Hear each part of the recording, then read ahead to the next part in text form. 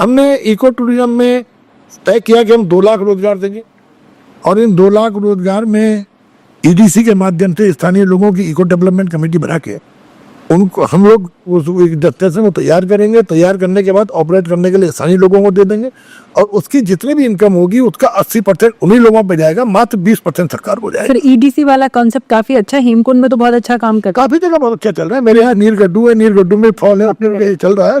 हमने फिर 62 नए डेस्टिनेशंस को ढूंढा ईडीसी के लिए। हाँ, और 32 पर काम प्रारंभ हो गया है। अच्छा। तो इसलिए मैं कह रहा हूँ कि किस तरह से लोगों को रोजगार में इसमें फॉरेस्ट के माध्यम से मिले। अब रोजगार के मिलने के साथ साथ अब आप देख रहे हैं हमारे यहाँ राफ्टिंग एक बहुत बड़ी इंडस्ट्री है। बिल्कुल है सर। और उस राफ्टिंग में किस तरह से स्थानीय, क्योंकि आज देखिए वनों का संबंध 2 चीजों तो बहुत स्पष्ट है, ऑक्सीजन से और पानी से। बिल्कुल। और आज दुनिया के सामने सबसे बड़ी समस्या पानी का लेवल गिरना और पर्यावरण का दूषित होना है जी। तो पर्यावरण कैसे बचाया जा सके, इसमें आम आदमी की सहभागिता कैसे मिले, आज ये चिंता सबकी है। यही कारण है कि प्रधानमंत्री जी ने एक पेड़ मां के नाम इस थीम पर प्रधानमंत्री जी ने काम किया है। लोगों में इसके प्रति काफी जागरूकता भी है, उत्साह भी है, क्योंकि आम आदमी जान रहा है कि आने वाली पीढ़ी के भविष्य के लिए आज पर्यावरण को बचाना एक बहुत बड़ी प्राथमिकता। हमने प्लास्टिक को बैन किया और आज किल प्लास्टिक के नाम से भी हमने एक मिशन के रूप में से ले रहे हैं जी। और फिर लोग किससे जुड़े, आज खेती पर निश्चित है। आपने कहा कि बंदरों के कारण बड़ा बहुत ज्यादा लोगों को भाषण मिला कि साहब बंदर हो गया खेती छोड़ने का। नहीं सर, शहरों में भी बहुत हो गए। देखिए मैंने आपसे कहा ना, ये भी मैंने आपसे कहा कि दीर्घकालीन पॉलिसी है। इस राज्य में 10 साल से मिशन मंकी चल रहा था, लेकिन उसको बहुत ज्यादा गंभीरता से नहीं लिया जा रहा था जी। हमने उसको गंभीरता से लिया और 7 वर्षों में जहाँ कुल 35,000 बंदरों का स्टरलाइजेशन हुआ था, हमने पिछले 3 वर्षों में 1 लाख बंदरों का स्टरलाइज किया है। अच्छा। आज इस राज्य में करीबन 1.5 लाख के 1.5 से 2.25 लाख के आसपास बंदर हैं जो सेंसस यहाँ पे है हम पे उपलब्ध। तो ये मुझे लगता है कि आने वाले 1-2 वर्षों में हम तकरीबन सभी बंदरों को स्टरलाइज कर देंगे और इसका जो परिणाम है वो आने वाले 5-7 वर्षों में जब इनकी जनसंख्या गिरनी शुरू होगी तब सामने आएगा। तो बंदरों को मिशन बंदर मंकी को भी लेकर के हम बंदरों की समस्या को भी इससे भी अवगत हैं। साथ ही साथ लोग सुअर और नील गाय की इस राज्य में बड़ी समस्या थी कि नील गाय नुकसान कर देती है, सुअर नुकसान कर लेते हैं। तो पहली बार हमने एक और बहुत महत्वपूर्ण निर्णय लेकर के नील गाय को और सुअर को मारने के लिए वन दरोगा को ऑथराइज कर दिया है। अच्छा। जो पहले आप चक्कर लगाते थे कि आप कंजर्वेटर से परमिशन लो, वन दरोगा को पावर डेलीगेट कर दिया कि वन दरोगा तक के स्तर के अधिकारी वो डिसीजन नील गाय और सुअर को मारने का आदेश दे सकते हैं। अच्छा। तो इससे लोगों को, किसानों के लिए बड़ी इससे मदद भी मिली है, राहत भी मिली है। तो मैंने आपसे कहा कि जहाँ हमारी जो डाइवर्सिटी है ये हमारा एक बहुत बड़ी हम लोगों की ताकत है। बिल्कुल ऐसे। ये डाइवर्सिटी मेंटेन रहे, इसके लिए मनुष्य भी जिंदा रहे और वाइल्ड लाइफ भी जिंदा रहे। तो वाइल्ड लाइफ कंजर्वेशन पर भी काम करने की आवश्यकता है। बिल्कुल है। अभी आपने देखा कि बातें बधाई भी दी है कोटद्वार में अपने अधिकारियों को। कोटद्वार में आपकी क्या नदी है वो, खो नदी जी, खो है। खो पे खो पर खबर आई कि एक हाथी का बच्चा बह गया।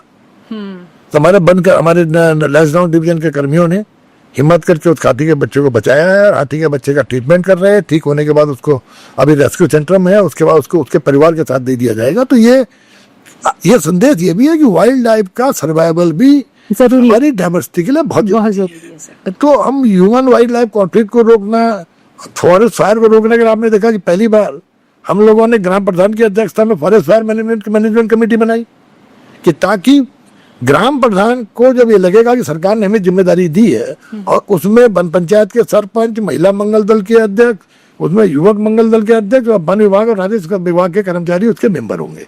तो ये एक सामूहिक, एक कम्युनिटी इन्वॉल्वमेंट के साथ वन विभाग किस तरह करे काम करे।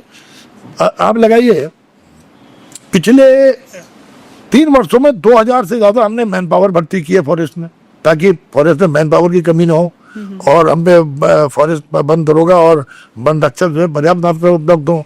हमारे फॉरेस्ट फायर में हम करीबन 4000 के आसपास फायर वाटर्स लगाते हैं। पर सर उत्तराखंड की टोपोग्राफी और ज्योग्राफी कुछ इस तरह की है कि वहाँ पे ज्यादा लोग चाहिए हैं, मतलब अभी भी कमी बनी हुई। तो आपने कहा ना 2000 तो अभी लगाया, हमारा अभी भी रिक्विजिशन चल रहा है, पब्लिक लोक सेवा आयोग के पास है जी, ताकि स्थानीय लोक सेवा आयोग यहाँ का। तो हमारा ये है कि हम वन विभाग में 100% भर्ती करने का काम कर रहे हैं।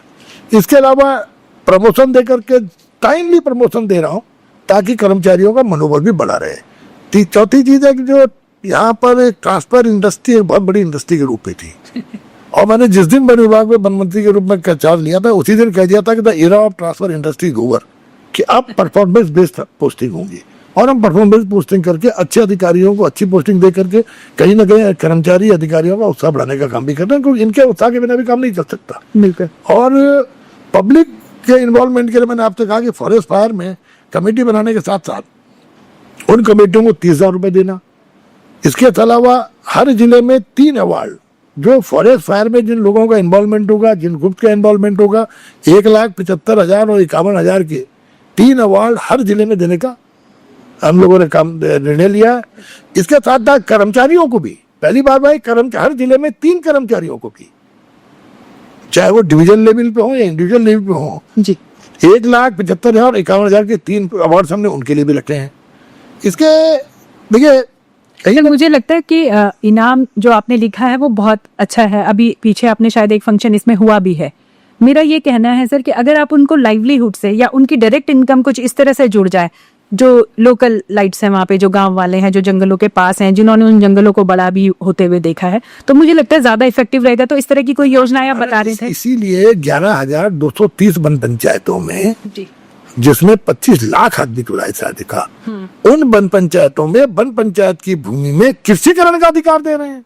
अच्छा, क्या आप इसमें जड़ी बूटी के पेड़ लगाकर खेती करिए, जो कमाई होगी वो आपकी। अच्छा, बिल्कुल। और 628 करोड़ का प्रोजेक्ट बना जी, तो हमारा ये है कि वन से कहीं ना कहीं लोगों की आजीविका जुड़े। इसके अलावा मैंने कहा देखिए कर्मचारी में फॉरेस्ट में हम 4,000 फायर वॉचर्स लगाते हैं फायर सीजन में, और 2-2 लाख करीबन का उनका बीमा होता था, कई लोग चले जाते थे।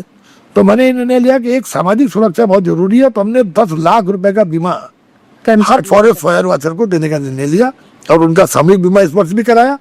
और इसी का परिणाम भी है, कुछ ऊपर वाली कृपा भी हुई इस बार तो कि विगत वर्ष के मुकाबले कुल 17% फॉरेस्ट फायर से नुकसान इस बार सर मानसून भी, बारिशें भी थोड़ी जल्दी, ऊपर वाली कृपा कहती है। बिल्कुल। लेकिन अगर आप 2022, 23, 24, 25 को उठा के देखेंगे तो 21, 22, 19, 20, 21 इन सारे सालों के सिवाय एक वर्ष के कोविड में यहाँ पर सबसे कम नुकसान हुआ है।